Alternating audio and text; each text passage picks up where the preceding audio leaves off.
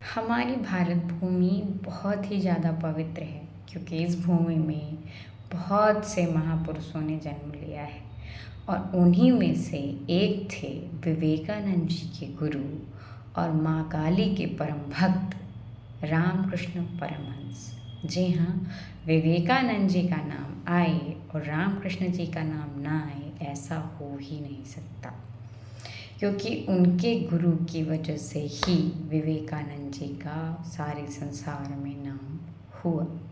उनके बारे में हम थोड़ा सा जान लेते हैं। रामकृष्ण परमहंस जी का नाम बचपन में गदाधर था। जी हाँ, वो एक निर्धन ब्राह्मण परिवार में पैदा हुए थे।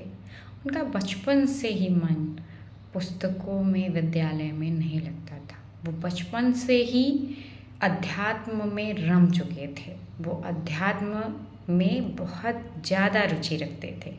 उनके माता पिता भाई सभी इससे बहुत ज़्यादा चिंतित रहते थे। बड़े भाई और पिता का ज्ञान के कारण ही जीवन यापन हो रहा था, लेकिन गदाधर का शिक्षा से विमुख होना उन्हें चिंतित कर रहा था। गदाधर के भाई यानी रामकृष्ण परमहंस के भाई, जो बड़े भाई थे, उन्होंने उन्हें बहुत ज़्यादा समझाने की कोशिश की कि आप पढ़ाई करो, पर वो नहीं समझ रहे थे और वो माँ काली की भक्ति में रम चुके थे। घर वाले बहुत ज़्यादा चिंतित रहते थे। गदाधर के बड़े भाई यानी रामकृष्ण परमहंस के बड़े भाई दक्षिणेश्वर कलकत्ता में पंडिताई करते थे। वहीं पे एक धनाढ्य महिला ने बहुत बड़ा मंदिर बनवाया और उनको जिम्मेदारी सौंपी कि आप यहाँ पे पुजारी की व्यवस्था कीजिए। गदाधर के जो बड़े भाई थे यानी रामकृष्ण जी के भाई आए और उन्होंने अपने भाई को समझाया कि गदाधर आप वहाँ पे पुजारी का काम करिए। उनको समझा बुझा कर वो लेके आए और वहाँ पे मंदिर में उन्हें पुजारी का काम सौंप दिया गया। यहीं से गदाधर के जीवन में पूरी तरीके से भक्ति भाव और ज़्यादा रम गया और उनकी भक्ति चरम सीमा में पहुँच गई। वो बहुत ही विधि विधान से पूजा करने लगे, माता को प्रसन्न करने का हर प्रयास करने लगे, लेकिन अभी तक उनको माता के दर्शन नहीं हुए थे। रामकृष्ण परमहंस जी की ख्याति दूर दूर तक होने लगी। उस समय भारतीय समाज में सुधार आंदोलन चल रहा था, धर्म सुधार आंदोलन, जिनमें से ब्रह्म समाज काफ़ी अग्रणी जा रहा था। ब्रह्म समाज में केशव चंद्र सेन एक विख्यात नेता थे। वो उनसे मिले। किनसे मिले? रामकृष्ण परमहंस जी से मिले। तो उनके जीवन में बहुत ज़्यादा परिवर्तन आया। उनको देखकर सब आश्चर्यचकित हो गए। जो केशव चंद्र सेन जी कभी मूर्ति पूजा के खिलाफ थे, जो कभी मूर्ति पूजा के खिलाफ थे और ईसाई धर्म का बखान करते थे, आज वो ये कह रहे हैं कि अगर शांति चाहते हो तो दक्षिणेश्वर के महापुरुष के शरण में चले जाओ। जी हाँ, केशव चंद्र सेन ने रामकृष्ण परमहंस जी के लिए ऐसा शब्द बोला, ऐसी बातें बोली, जिससे लोगों को ये समझ में आया कि वो एक आम इंसान नहीं हैं, जिन्होंने एक बड़े नेता को हृदय परिवर्तित कर दिया या बड़े नेता का हृदय परिवर्तन कर दिया। इससे रामकृष्ण परमहंस जी की ख्याति और ज़्यादा बढ़ गई। ब्रह्म समाज के बड़े बड़े नेता उनसे मिलने आते थे, उनसे धर्म पर चर्चा करते थे। जतो मत ततो पथ। जी हाँ, रामकृष्ण परमहंस जी यही कहते थे, जतो मत ततो पथ, यानी कि जैसे विचार होंगे वैसा रास्ता मिलेगा।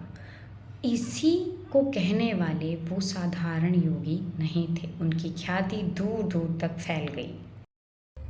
जगत माता के दर्शन की व्याकुलता अब रामकृष्ण परमहंस जी में बहुत ज़्यादा हो गई। एक दिन कहा जाता है कि वो बहुत ज़्यादा व्याकुल हुए और माता के मंदिर में उन्हीं के खड्ग को लिया और अपना सिर काटने के लिए उठे और उन्होंने अपना जैसे ही खड्ग सिर पे रखा वैसे ही माता काली प्रकट हो गई। माता ने उन्हें दर्शन दिए। वो दर्शन की दिव्यता का वर्णन वो स्वयं करते हैं। वो कहते हैं कि माँ का दर्शन ना होने से हृदय पीड़ित हो रहा था, व्याकुलता बढ़ती जा रही थी और जीवन का सही अर्थ समझ में नहीं आ रहा था। तब मैंने अपने आप को माता के चरणों में समर्पित कर देने का निर्णय लिया। खड़क उठाया ही था कि बिजली कौंध गई। मंदिर की खिड़कियां, दरवाजे सभी कुछ जैसे पिघल कर बह गए। चारों ओर सागर सा लहरा रहा था और स्वर्णिम रश्मियाँ तैर रही थीं और उन स्वर्णिम रश्मियों में मैं समाया जा रहा था। उन रश्मियों ने अपने अंदर मुझे समेट लिया और मेरा अस्तित्व उसी में समा गया और इसी दशा में माता से मेरा भव्य साक्षात्कार हुआ। माता के दर्शन के पश्चात तो रामकृष्ण परमहंस की स्थिति पागलों की तरह हो गई थी। हर कोई उनके लिए चिंतित रहता था। वो हर पल थोड़ी थोड़ी देर में गहन समाधि में चले जाते थे, थोड़ी थोड़ी देर में रोने लग जाते थे, माँ माँ माँ कहकर खूब चिल्लाते थे। यही सारी चीज़ें उनकी श्रद्धा भक्ति की पराकाष्ठा को दर्शाते हैं। इस गहन समाधि से निकालने के लिए एक रास्ता अपनाया गया। उनका विवाह शारदा देवी से कर दिया गया, लेकिन उनकी दशा में कोई परिवर्तन नहीं आया और उन्होंने अपनी पत्नी को मातृतुल्य समझा। रामकृष्ण परमहंस जी की ख्याति ऐसी ही नहीं हुई। बहुत सारे लोग उनकी परीक्षा लेने के दक्षिणेश्वर पहुंचते रहते थे। उन्हीं में से 2 विद्वान उनके दक्षिणेश्वर में आए। एक थे वैष्णव संप्रदाय के और एक थे तांत्रिक। वैष्णव संप्रदाय के जो गुरु थे उन्होंने अपने आप को अवतार कहा और रामकृष्ण जी ने उन्हें मान लिया। तांत्रिक ने अपनी सारी सिद्धियां लगाकर एक नाद किया, यानी उच्च स्वर, हर हर का उच्च स्वर किया। रामकृष्ण जी बिल्कुल भी नहीं हिले। लोगों को बहुत तेज वो स्वर सुनाई दिया और उन्होंने, वो तांत्रिक सोचते थे इस संसार में मेरे जैसा कंठ गर्जन करने वाला, गर्जना करने वाला, दहाड़ने वाला दूसरा पैदा नहीं हुआ है। तांत्रिक महोदय ने बहुत तेज कंठ गर्जना की, यानी उन्होंने खूब जोर से चिल्लाया। सब वहाँ पर बैठे लोगों ने अपने कान बंद कर दिए, लेकिन रामकृष्ण जी पर उसका कोई प्रभाव नहीं पड़ा। रामकृष्ण जी वैसे के वैसे बैठे रहे, उन्होंने कोई रिएक्शन नहीं दिया। तांत्रिक ने कहा, अगर आप बहुत सिद्धवान हैं, आपको हमारे कंठ गर्जन से कोई फ़र्क नहीं पड़ रहा है, तो आप एक काम करिए, इसी नाद को आप करिए।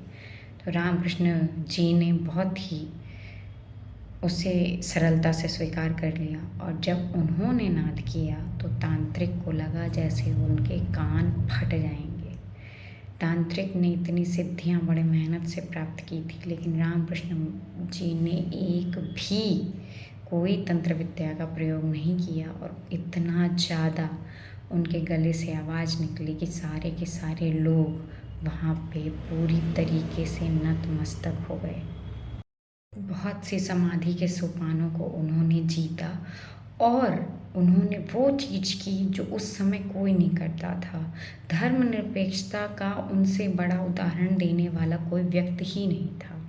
इस्लाम को जानने के लिए वो मुस्लिम भी बने। जी हाँ, उन्होंने मुस्लिम धर्म भी स्वीकार किया और इस्लाम को उन्होंने गहराई से जाना। उनका कहना था, अगर जानना है तो गहराई में समर्पण में कूद जाओ।